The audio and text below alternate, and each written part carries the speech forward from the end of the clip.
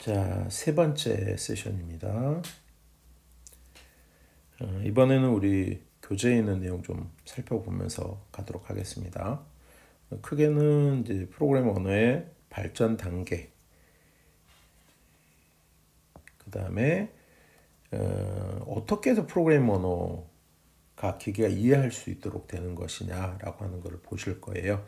우리는 정말 특이한 도구로 래퍼라는 도구를 사용하고 있어요. 다시 한번 말씀드리면 플로우 차트라고 하는 아날로그 형태의 도구를 우리는 직접 그림을 그리고 있습니다. 누구 때문에요? 랩터 때문에요. 재밌게도 아날로그의 그림 형태를 그려놓은 거를 랩터는 신기하게도 우리에게 결과를 보여주고 심지어는 그 플로우 차트가 어떤 단계 어떻게 흘러가는지 어떤 단계로 어떻게 흘러가는지를 보여주기까지 해요. 그거를 어떻게 컴퓨터가 처리하도록 하는 것이지라고 하는 거예요. 그죠? 그래서 이거를 바로 랩터가 그 역할을 해주는 건데 어떻게 되는지 살펴보도록 하시겠습니다. 그리고 필요한 용어들이 나올 거예요. 그것들을 이제 익히셔야 되는 거죠. 자, 2장입니다. 컴퓨터와 프로그램이라고 되어 있고요. 소프트웨어는 컴퓨터 위에서 실행된다라고 했는데 너무 빤한 얘기인 것 같죠. 예를 들어서 그 사람도 그렇잖아요. 사람이 그 아무리 좋은 그 영혼을 가지고 있다 그래도 일단 육체가 있어야지 뭔가를 할 수 있잖아요. 그렇죠? 자, 빠르게 살펴보도록 할게요. 뭐 상당히 여러 장의 슬라이드인데 여러분들 교재도 잘 매핑해서 살펴보도록 하시고요. 컴퓨터가 최고의 발명품이다 그랬는데 뭐 컴퓨터만 최고의 발명품이겠어요? 뭐 여러 가지가 그러한데 실제로 지구 인류의 어떤 변화가 이렇게 지금 요즘에 되고 있는데 최근에 이 엄청난 변화들이 이루어지고 있는 거죠. 최근 얼마 사이에 컴퓨터가 개발된 100년 사이라고 할까요? 근데 실제로는요. 컴퓨터가 길게 잡아서 100년 됐다고 그러는데 실제로는 교수님이 그냥 100년 됐다고 얘기를 해주는 거예요. 넓게. 왜? 100년 잡아도 실제로는 인류 역사에서 너무 미미하고 짧아요.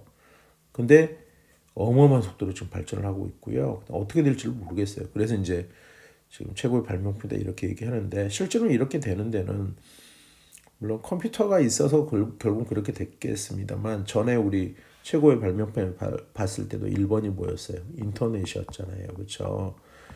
이 인터넷 뭐 기타 등등 쭉 있었던 거 기억하실 거예요. 대단한 물건인 건 맞아요. 그죠? 중요한 거는 인간의 지적인 면을 도와주기 위해서 개발됐다라고 하는 거고요. 5대 장치에 대해서는 계속 얘기를 했었습니다. 그렇죠? 특히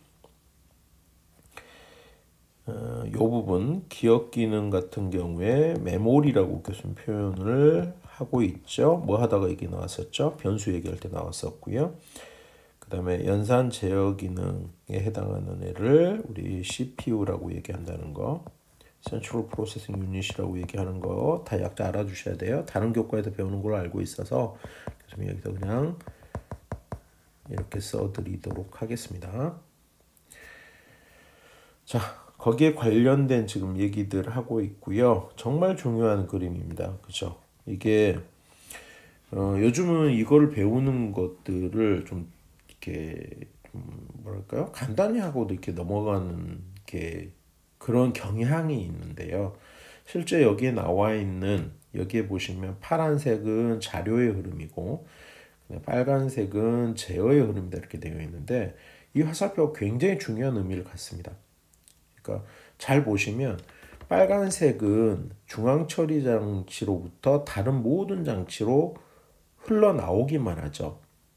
또 데이터 흘러가는 걸 보시면 입력 기능에서 기억 기능으로 파란색이 선이 그어졌죠. 맞죠? 기억 장치에서 출력 장치로 파란색으로 데이터 흐름 그려져 있죠. 그리고요. CPU와 기억 장치 간에는 파란 선이 오가죠. 그다음에 이 말이 좀 별로 마음에 안 드는 말인데요. 교수님 개인적으로 영어로 보면 스토리지라고 하죠. 메모리하고 다른 말로 스토리지라는 영단어를 쓰고 있는데 우리말이 이게 좀 잘못된 거예요, 실은. 여러분들 스토리지, 기억 장치는 뭐야? 메모리 이렇게 알아두시면 되겠습니다. 자, 본론으로 돌아가서 이 화살표 그림 굉장히 중요합니다. 이 화살표를 보지 않고 이 5대 장치 또는 그 이상의 컴퓨터 시스템을 다이어그램으로 표현하면서 이 선을 정확하게 그리면 컴퓨터가 흘러가고 있는 걸 정확하게 이해하는 사람이에요. 굉장히 중요한 그림이에요, 실은. 자, 그다음에 컴퓨터 특성에 따라서 뭐 분류를 하는 방법이 여러 가지가 있는데 뭐 그러겠죠. 빨간 컴퓨터, 파란 컴퓨터 뭐 이렇게 나눌 수도 있겠습니다. 근데 뭐 여러 가지 개념으로 뭐 분류를 했는데 꼭 필요한 것만 얘기를 하면 요즘에 여러분들 우리 세상에 가장 중심된 건 퍼스널 컴퓨터가 됐잖아요. 그렇죠? 뭐 온 군데 다 있어요. 이제 또 여러분들한테 더 중요한 게 뭐냐면 스마트폰이잖아요. 그렇죠? 그 다음에 스마트폰이 있음에도 불구하고 노트북 많이 쓰고요. 뭐 여기 차라리 여러분들은 PD에는 별로 친숙하지 않을 거예요. 그렇죠? 그에 반해서 여러분들은 노트북도 아니고 폰도 아닌 타블렛 또는 스마트 패드라고 하는 개념들 쓰고 계시잖아요. 자, 이런 건 너무 친숙해요. 여러분들 만지는 거니까. 그 다음에 워크스테이션이라는 개념이 있습니다. 워크스테이션은 이렇게 보시면 될 것 같아요. PC보다는 좀 더 뛰어난 기계, 더 안정적인 기계, 뭐 이렇게 보시면 될 것 같아요. 우리 실습실 같으면은 이제 그 클라우드 인프라 실습실에 가면 요 워크스테이션 기계들로 되어 있죠. 그 다음에 이제 알아두셔야 하는 단어가 메인프레임이라는 단어 알아두셔야 되죠. 주전상기라고 부르는 것들이고요. 그 다음에 이제 그 이상 주전상기 중에서 좀 더 막강하게 그 만들어지는 컴퓨터 개념이 좀 다르죠. 만들어지는 컴퓨터들을 슈퍼컴퓨터라고 하는데요. 지금 요 그림이 슈퍼컴퓨터 그림이 되겠습니다. 여기 보시면 슈퍼컴퓨터에도 여러 브랜드가 있는데요. 여기 보시면 크레이라고 써졌거든요. 크레이가 유명한 슈퍼컴퓨터 회사 중에 하나입니다. 여러분들 뭐 여러 회사가 있는데 크레이 그러면 슈퍼컴퓨터의 대명사 뭐 이렇게 생각하셔도 될 것 같아요. 하나 알아두시는 것도 좋을 것 같습니다. 자, 하드웨어, 소프트웨어는 뭐 이렇게 이제 영단어로 쓴다는 거 먼저 알아두시면 될 것 같고요. 뭐 교수님 같은 경우 책에 쓰여져 있으니까 여러분들이 알아 살펴보시면 될 것 같고 전에 그런 얘기를 했었죠. 하드웨어는 굉장히 빠른 속도로 발전을 했는데 소프트웨어가 느리게 발달을 해서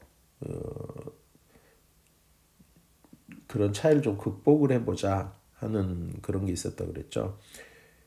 이제 그거를 소프트웨어 위기라고 하는데 소프트웨어 위기라는 단어는 교수님이 안 썼고요. 어떤 얘기를 했냐면 SE라는 말을 했죠. 뭐죠? 한글로 쓸게요.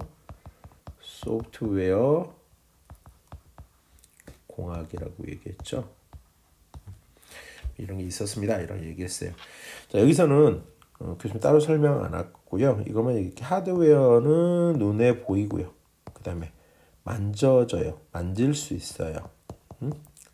만질 수 있는 것은 다 하드웨어예요. 그럼 거꾸로 소프트웨어는 눈에 안 보여요. 그 다음에 만질 수 없어요. 그게 소프트웨어예요. 만질 수 없어요. 그게 소프트웨어예요. 일단 여러분들이 책에 나와 있는 거에다가 교수님 설명한 거 더해서 보시면 되겠습니다. 그 다음에 그 하드웨어가 좋은데 소프트웨어가 형편없다 그러면 뭐 쓸모없는 컴퓨터 그런데 뭐 이럴 때 이제 하나 쓰는 말이 이제 옛날에 썼던 말이 컴퓨터는 깡통이다 이런 말 쓰죠. 뭐 쇠통 안에 들어 있으니까 이런 말 썼던 것 같아요. 밑에 거는 읽어보시고요. 컴퓨터나 인간에 진짜 중요한 건 소프트웨어다 이랬는데 이거는 여러분들 한번 생각을 해보셔야 돼요. 저자께서는 이제 소프트웨어 중요성을 강조하려고 이렇게 쓰신 건 맞는데 이런 거 한번 생각해 보죠.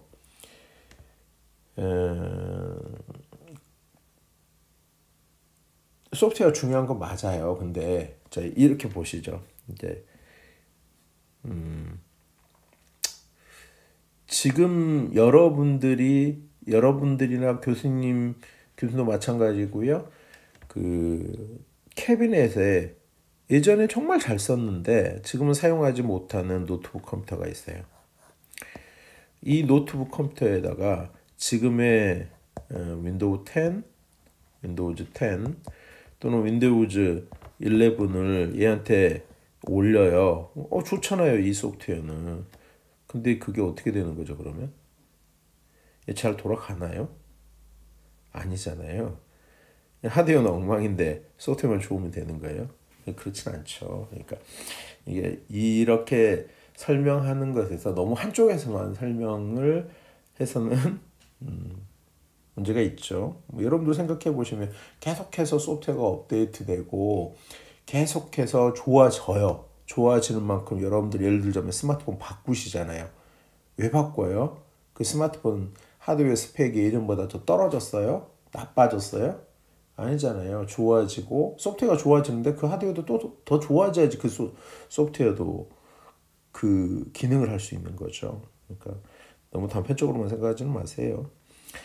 자, 요것도 다른 그 IT 시스템 기초에서 하고 있을 것 같아서 넘어가고 딱 하나만 여러분들한테 잘못된 점을 지적을 해드릴게요. 대한민국 전체가 다 이 모양입니다.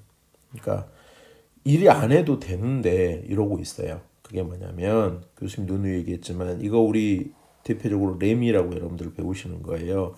밑에 보면 주기억 장치라고 써졌습니다. 그래서요 영어로 메인 메모리라고 써놨어요. 근데 교수님이 변수 설명할 때 그랬죠. 이거 뭐라고 얘기했죠? 그냥 메모리요. 메인 메모리 아니고요. 그냥 메모리요. 그다음에 여기 보시면 이제 USB 플래시 메모리, 하드디스크, 뭐 SSD 여러분들 알고 계실 거예요. 얘네들을 뭐 하는 거예요? 데이터 저장 장치. 우리말로 써드릴게요. 데이터 저장 장치예요. 그죠? 저장 장치는 영어로요. 스토리지예요. 스토리지. 그러니까 미국 아이들은 안 헷갈립니다. 그러니까 미국 아이들은 램, 그 메모리예요. 기능적으로 우리 두뇌처럼 우리 머릿속에 기억하려고 우리가 너무 애쓰잖아요. 근데요. 시간 지나면 잊어먹어요. 그렇죠? 그러니까 우리가 어떻게 해요? 음성 녹음을 하든지 아니면 노트에 쓰든지 타블렛에 써놓잖아요. 그죠?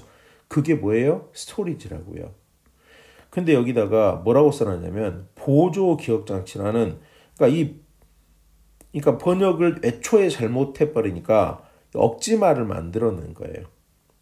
기억 장치가 아니고 저장 장치란 말을 썼으면 되는데 그러니까 여기다가 secondary memory란 말을 써놨어요. 메모리 아니에요. 스토리지예요. 그리고 심지어는 여기 보조 기억 장치에 보조라는 말을 영단어에서 찾아가고 auxiliary AUX auxiliary 메모리라는 표현까지 쓰기도 합니다. 이거는 원서에 그렇게 써진 게 아니고 한국 사람들이 가지고 오면서 그러니까 이해는 했겠죠.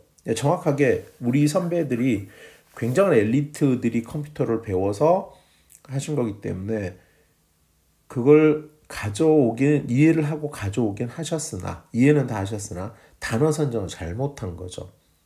그러니까 이 점에 대해서는 여러분들 꼭 얘기를 하고 싶어요. 그러니까 참 안타까운 부분인데 교수님도 수십 년을 그렇게 배웠었고요. 교수님이 이걸 깨닫기 전까지 지금도 그렇게 가르치고 있어요. 이 책에도 이 괜찮다는 책에도 이렇게 나오고 있잖아요. 지금 그죠? 그래서 이 부분은 꼭 기억해 두십시다. 그 다음에 소프트웨어에 이제 설명을 하고 있는데요. 여기 보면 글이 좀 많죠. 그래서 막 이렇게 설명을 하고 있는데 정말 소프트웨어를 제대로 설명하려면 여러분들이 전공 공부를 많이 하셔서 소프트웨어는 이런 거야 라고 일단 설명하실 수 있는 수준이 돼야 된다고 저는 봐요. 교수님이 물론 풀어서 설명해 드릴 수도 있습니다만 지금 여기서 하면 좀 헷갈릴 수 있고 시간이 너무 많이 걸릴 것 같아서 넘어갈게요. 교수님은 소프트웨어는 뭐예요? 그러면 교수님은 소프트웨어를 여기서는 길게 설명을 안 하고요. 원천적인 소프트웨어 개념부터 얘기가 돼야 된다고 봐요. 그래서 아까 교수님 눈에 보이는 것, 눈에 안 보이는 것 이렇게 얘기했었는데 소프트웨어 이제 정의가 굉장히 중요했잖아요. 교수님 이렇게 생각해요. 소프트웨어는 힘이다. 다른 말로는 뭔가를 할 수 있는 파워다. 이렇게 얘기를 합니다. 굳이 얘기하자면 능력이다. 이런 말로 풀어지겠죠. 여기로부터 그다음에 이제 그러면 소프트웨어는 우리가 얘기하는 컴퓨터에서 얘기하는 소프트웨어는 뭐예요? 이제 이렇게까지 가야 될 것 같습니다. 일단 저거 기억해 두시면 될 것 같아요. 자, 소프트웨어는 크게 나누어 가지고요. 컴퓨터 소프트웨어는 시스템 소프트웨어하고 어플리케이션 소프트웨어 두 가지로 나눠서 얘기를 합니다. 보시면 주로 운영체제, 프로그램 번역기 이렇게 해놨는데 요즘은 운영체제 안에 별의별 것들이 다 들어오고 있습니다. 실제로 굉장히 많은 것들이 들어오고 있습니다. 예를 들어서 통신, 네트워크 관련한 기능, 또는 압축하는 기능, 그러니까 파일 관리하고 이런 기능이 다 들어오고 있는데, 그래서 본래는 이런 기능을 가진 소프트웨어들을 우리가 시스템 소프트웨어라고 얘기를 하죠. 일단 운영체가 많은 걸 갖고 들어오고 있어요. 그 다음에 응용 소프트웨어는 우리가 작성한 거라든가 대표적으로 오피스 프로그램, 굉장히 유명한 발명품 중에 오피스 프로그램들이 있었잖아요. 오피스 어플리케이션들이 바로 운영 소프트웨어의 대표적인 케이스가 되겠습니다.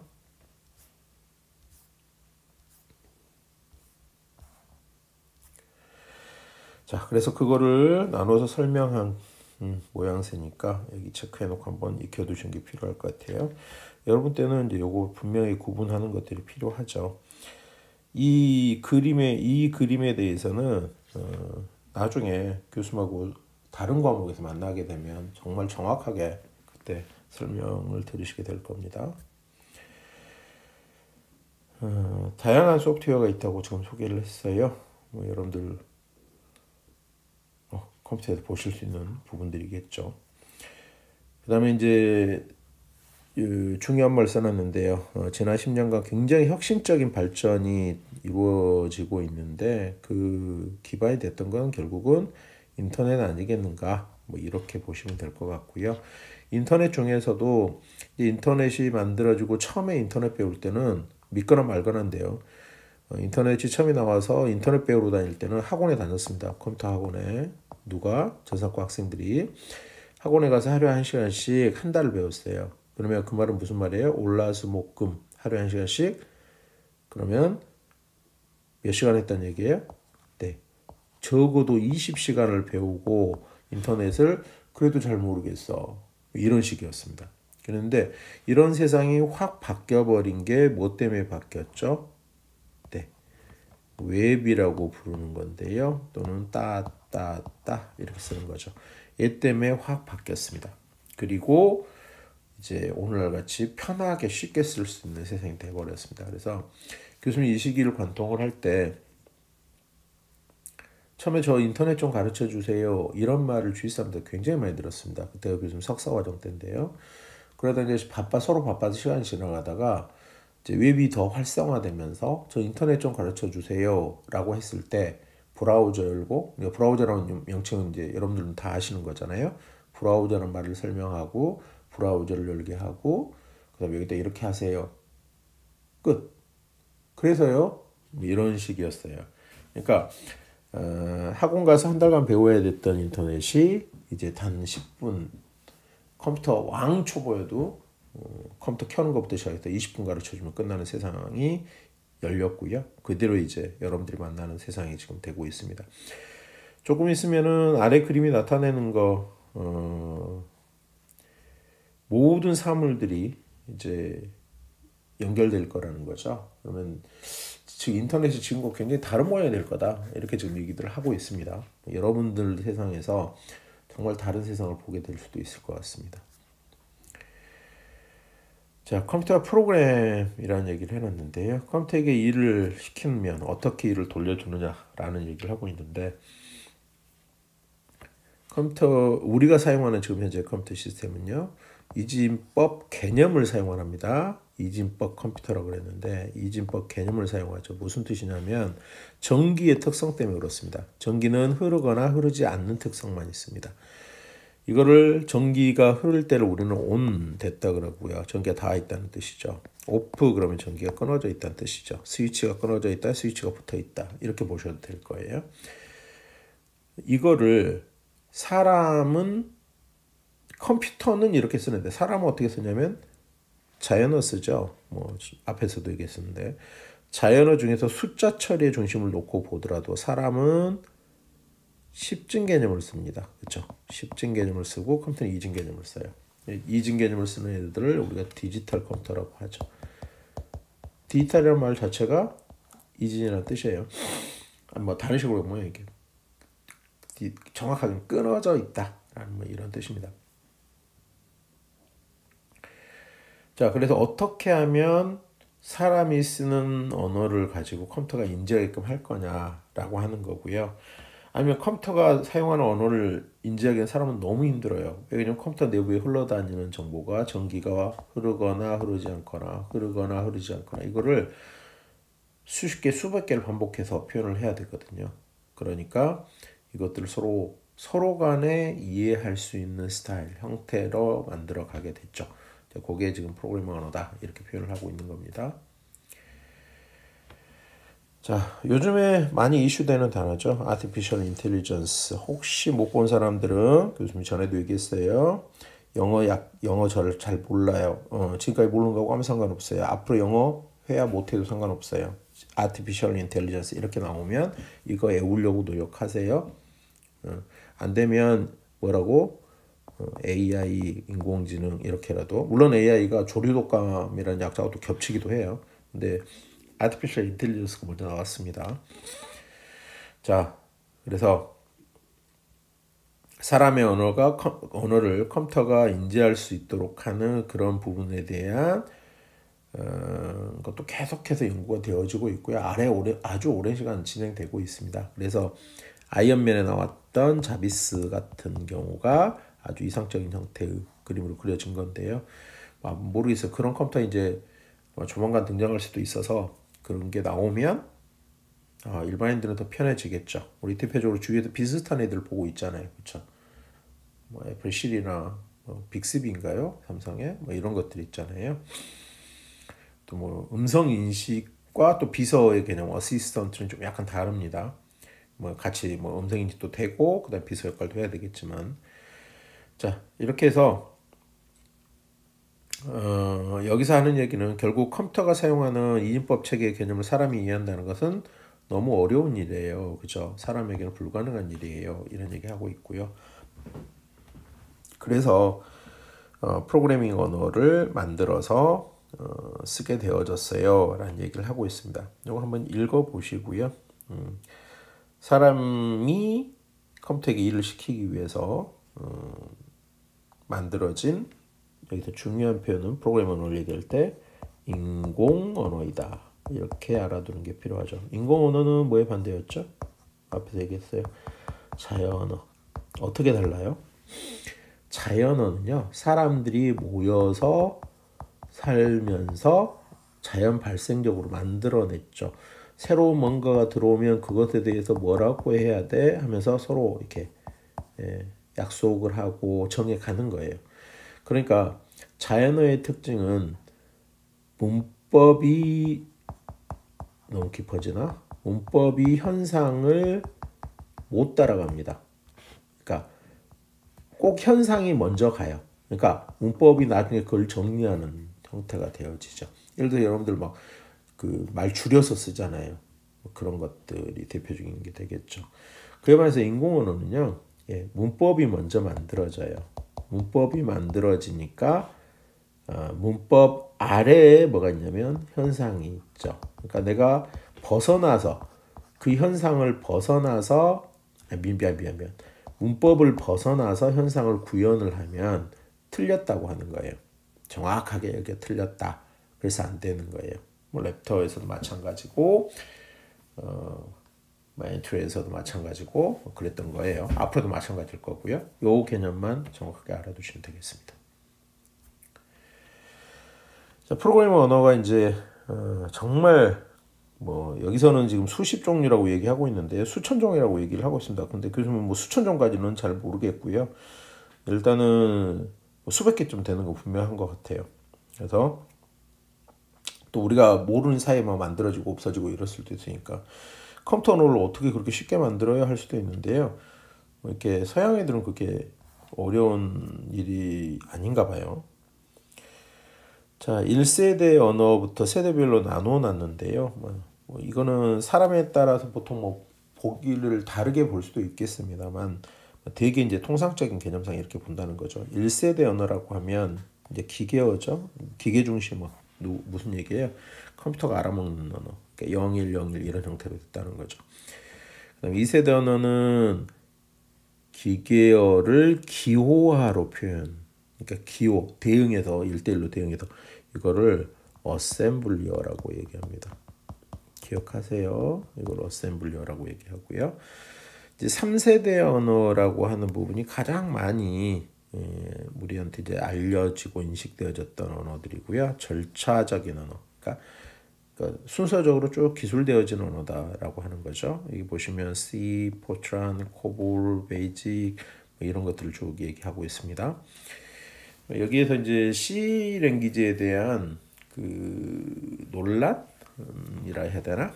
C 언어에 대해서는 얘기거리가 좀 있어요. 여기 보시면 이 우리 저자도 뭐 지금 광범위하게 응용 분야에 많이 사용된다. 맞는 얘기인데 C 언어에 대해서 우리가 얘기해야 될 것, 알아야 될 것들은 좀 얘기하시는 분에 따라 좀 다르게 나타나기도 합니다. 알아두시고요. 4세대 언어는요. 한때는 이런 환경에서 이제 프로그램을 하게 되면 너무 좋을 것 같아. 막 이랬던. 그래서 여기는 이제 특별히 POGL이라는 표현을 쓰게 됐습니다. Post Generation Language. 그래서 너무 쉽게 이렇게 윈도우 그리고 이 윈도우 환경에서 개발했다 그랬잖아요. 이런 세상이 열릴 거야 이랬던 거고요. 대표적인 게 이제 세 가지가 있습니다. Visual Basic 많이 들어본 것 같다. 지난번에 랭귀지 랭킹 볼 때 봤던 거고, 델파이, 파워빌더 이런 것들이 있습니다. 이제 세상이 이제 바뀌면서 이제 이 포젤 단계를 넘어버렸어요. 또 그래서 객체장 개념의 언어들을 얘기하고 있고요. 특히 네트워크나 웹, 특히 이제 웹에 맞는 이런 형태로 발전을 했죠.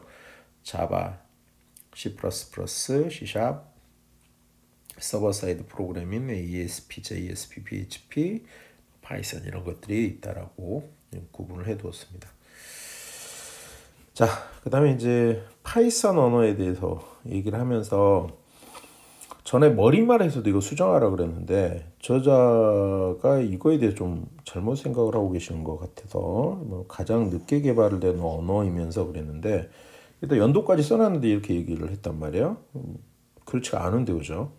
이번은 맞아요. 가장 최근에 인기를 많이 끌고 있어요. 인기와 관심을 끌고 있어요. 이걸로 가면 되지 않을까? 특히 요즘에 뭐 빅데이터라든가 그다음에 뭐 IoT 쪽에서 그래요. IoT 쪽에서도 그렇고 그다음에 뭐 AI 쪽에서도 그렇고 근데 이것도 논란거리가 좀 있어요, 실은. 어찌 됐건 밖으로 나타나는 모습은 파이썬이 많이 사용되는 것처럼 보여집니다. 가장 늦게 개발된 언어이면서라고 쓰면서 여기다가 지금 연도를 91년이라고 써놓으셨어요. 이게 좀 가장 늦게 이 표현을 좀 안 맞는 것 같은데 그죠? 왜 그러냐면 자바라는 랭귀지가 있잖아요. 우리 지금 굉장히 뭐 순위가 위에 있는 그 자바라는 랭귀지 같은 경우에 91년부터 개발되긴 해요. 1991년부터 개발에 들어가는데 공식적인 어나운스, 공식적인 랭귀지 발표는 1996년입니다. 공식 발표로 봐야 되겠죠? 그럼 자바가 더 늦게 발표되어졌네요. 뭐 그렇죠. 왜 저 표현을 쓰는지 모르겠어요. 그렇다는 얘기예요. 자, 그다음에 파이썬의 특징은 나중에 파이썬을 배우실 기회가 있을 거니까 그때 가서 익혀보셔도 될 것 같고요. 이제 재밌는 거 나옵니다. 여러분들 참 보기 힘든 건데 우리 교재에도 이걸 다루고 있어요.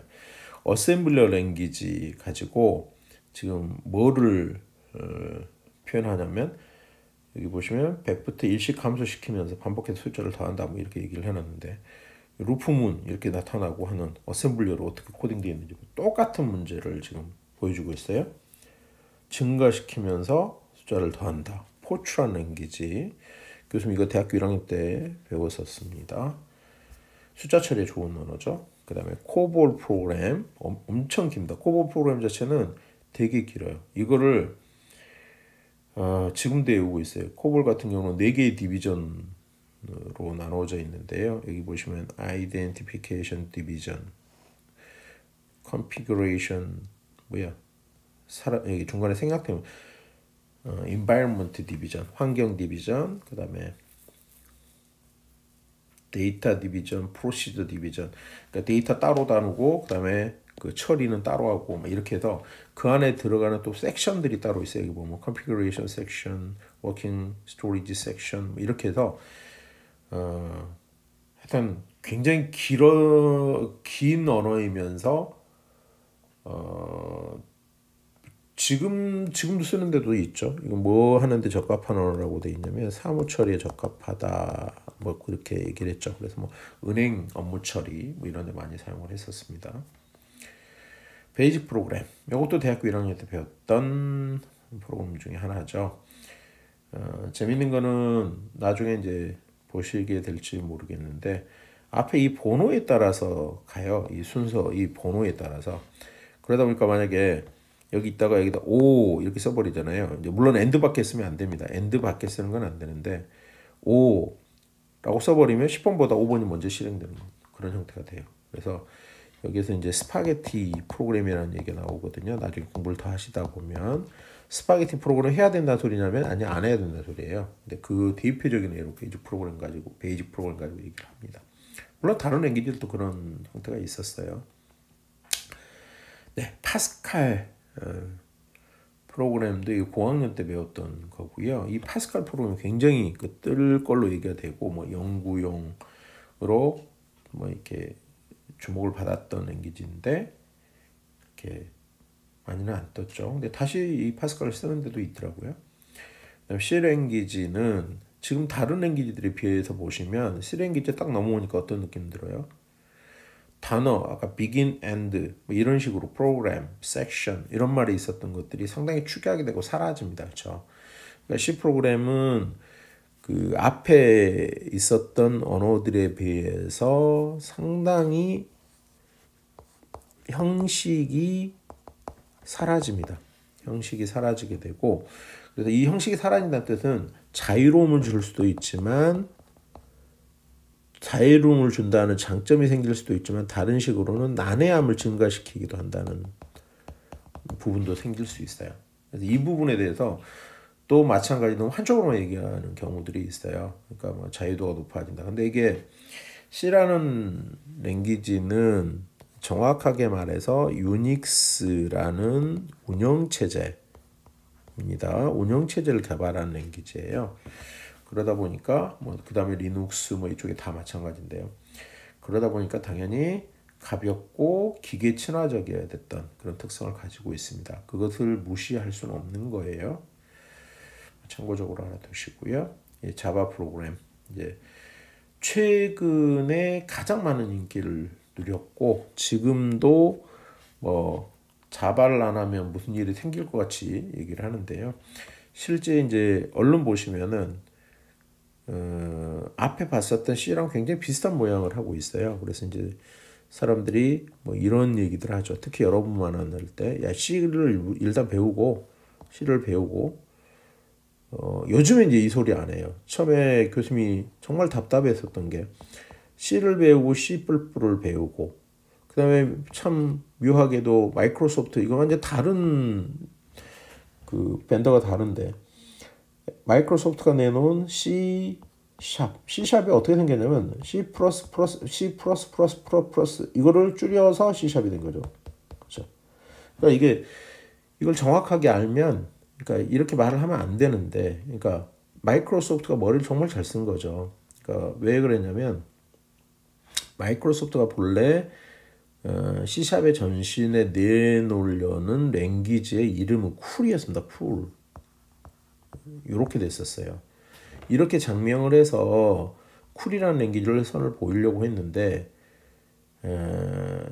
자바라는 언어가 아까 1996년에 나왔다 그랬잖아요. 공식 발표됐다 했잖아요. 이 자바도 어떻게 했냐면 C라는 랭귀지하고는 다른 언어임에도 불구하고 포장을 C로 씌웠습니다. 그러니까 이게 자바랑 C랑 비슷해 보이는 거예요. 왜냐? 이때 당시에 C나 C++ 개발자 굉장히 많았거든요. 이 사람들 어떻게 땡겨오지? 이런 것 때문에 자바의 포장을 C로 선택을 합니다. 그래서 유사하게 닮은 거죠. 그런데 이제 이 자바를 이기기 위해서 마이크로소프트가 그에 대응하는 이제 랭귀지를 개발을 한 거예요. 그게 쿨이라는 랭귀지였는데 이게 한계가 있는 거죠. 그런데 2000년에 들어오면서 누가 머릿속에 잘 썼죠. 사람들이 자꾸 C하고 C++는 또 관계가 있지는 않아요. 근데 자꾸 모양새에서 이걸 하고 이거 더 고급이고 이런 느낌을 갖잖아요. 그러니까 얘를 이렇게 만든 거죠. 정말 잘 한 거죠, 실은. 근데 실제로는 다른 랭귀지예요. 그러니까 어정쩡하게 끼어 있는 랭귀지인데 이제 요거는 실제 C++은 지금도 시스템 개발 같은 거를 하실 때는 이제 배워야 되는 부분이고요. 요즘은 그러니까 실제 사용하는 부분이 되게 줄었죠. 아주 자기가 전문적으로 어떤 깊은 시스템을 개발하거나 아주 고속의 프로그램을 짜야 되는 경우 게임 중에서도 뭐 백엔드의 어떤 고속을 짜야 되는 경우에 할 수는 있습니다만 이제 좀 달라졌죠. 그에 반해서 자바나 C샵은 가장 큰 특징이 진짜 태생 자체가 객체지향 프로그램이라는 게 되게 다른 거예요. 거기에다가 이렇게 움직이는 부분이 다르죠. C샵은 어디에서만 들어가요? MS 플랫폼에서만 들어가죠. 마이크로소프트 플랫폼에서만. 자바는 플랫폼을 가리지 않죠. 그 점이 좀 다른 점이라고 할 수가 있겠습니다. 뭐 빌 게이츠가 본래는 C샵도 다른 유닉스나 리눅스에 돌아가게 하겠다라고 했는데 그 약속은 뭐 영원히 안 지켜질 것 같습니다. 그렇죠? 자바스크립트 랭귀지는 이것 또한 교수님 지금 영상이 너무 길어지는 것 같은데 자바스크립트는 또 자바로 시작한다 그래갖고 자바 배우고 이런 얘기 하는데 그것도 잘못된 거라서 딱 그것만 얘기할게요. 자바는요 기억할지 모르겠다. 자바는 지금의 오라클인데요. 그냥 선이라고만 쓰겠습니다. 선 마이크로 시스템즈가 개발한 언어이고요. 자바스크립트는 넷스케이프사가 발표한 언어입니다. 넷스케이프사가 발표하고 이 자바는 1996년에 공식 발표됐고요. 이거는 1994년에 발표됐어요. 그러니까 둘이 관계 있어요? 없어요? 없어요. 달라요. 그리고 얘는 딱 간단하게 얘기하면 웹을 리치하게 만들어주는 풍부하게 만들어주는 그런 랭귀지다. 스크립트 랭귀지다. 이렇게 알아두시면 될 것 같아요. 자바스크립트로 그 프로그램을 배우는 것도 나쁘지 않아요. 왜 그러냐면 다른 거 필요 없이 우리는 랩터 설치했잖아요. 랩터가 가벼워서 좋은데요. 자바스크립트는 브라우저만 있으면 됩니다. 그러니까 뭐 좋죠.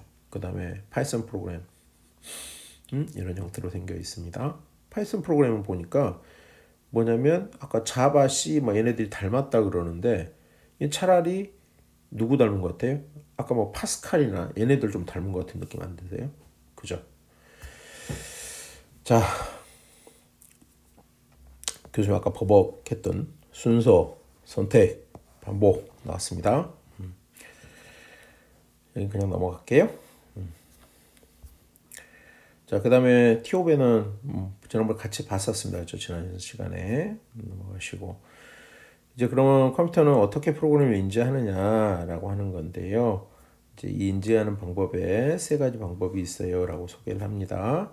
누군가가 번역을 해줘야 돼요. 근데 번역을 하는데 어떤 식으로 하냐면 내가 말을 쭉 해요. 통번역하는 거예요. 그러니까 기다렸다가 한꺼번에 그냥 싹 말을 하는 거죠. 이게 컴파일 기법입니다. 외워두셔야 돼요. 그래서 예를 들어서 그래서 이 컴파일 기법이라고 컴파일을 하는 녀석을 컴파일러라고 얘기를 하고요. 그래서 바로 기계어로 우리가 얘기한 거를 기계어로 바꿔서 컴퓨터에 시키는 형태로 만들어지게 됩니다. 그걸 뭐 바이너리 파일이 나오는데 이렇게 얘기하는데 일단 놔두고 통번역이다 이렇게 알아두시면 될 것 같고요. 그다음에 장단점이 나와 있는데 뭐 아까 이게 C 언어뿐만 아니라 뭐 코볼이라든가요, 아니면 포트란이라든가 뭐 이런 언어들 다 그래요. 자, 읽어 보시고요. 그 다음에 인터프리트 기법이라고 하는 거는 여기 보면 중요한 키워드가 한 줄씩 번역해서 한 줄 한 줄 이렇게 해줘 저렇게 해줘 한다라고 보시면 되겠습니다. 그러면 이거를 꼭 동시는 아닌데 이런 거 있잖아요. 내가 말하고 나면 한 템포 쉬면 대통령들 이렇게 대화할 때 보면 한 템포 쉬면 이렇게 바로 말을 한다든가 이렇게 하는 거 있잖아요. 그래서 이거를